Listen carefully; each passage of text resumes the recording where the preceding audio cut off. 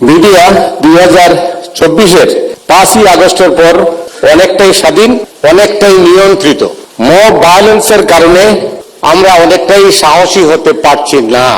Media অফিসে যখন আগুন দেওয়া হয়, সংবাদপত্র অফিসে যখন আগুন দেওয়া হয়, তখন কিন্তু আমার ভাবতে কষ্ট লাগে যে আমরা জাহান্নামে আছি না বেহেশতে আছি। আমি এক তারেক রহমানকে চিনতাম। 23 বছর আগে আমি প্রথম ইলেকট্রনিক সাংবাদিকতার প্রথম সাক্ষাৎকার নিয়েছিলাম জনাব তারেক রহমানের। সেদিন চ্যানেল আইতে এই সাক্ষাৎকার প্রচারিত হয়েছিল। আমি হয়তো দেখি 23 বছর বাদে তারেক রহমান বদলে গেছেন, আমূল পরিবর্তন হয়ে গেছে তার মধ্যে। অনেকে তো বিশ্বাস করেন না, আমি কাছের থেকে জানি, দেখি, শুনেছি। যাই হোক, আমার বলার আমি 30 সেকেন্ডের মধ্যে শেষ করতে চাইছিলাম, তবে 1 মিনিট বলবো।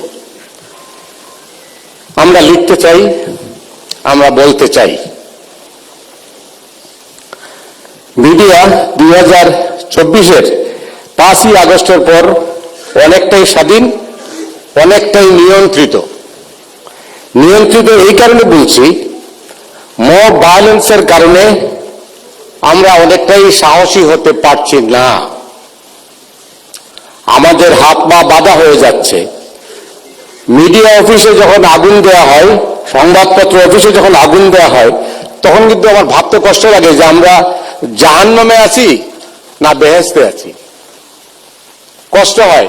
গণতন্ত্রের কথা বলি আমরা, কিন্তু আমরা এখানে ওই দলবাজি চিন্তা করি, যে দলের মধ্যে দিয়ে চিন্তা করি যে এটা কি আমাদের কাগজ না অন্যদের কাগজ নাকি আমাদের বিরোধী।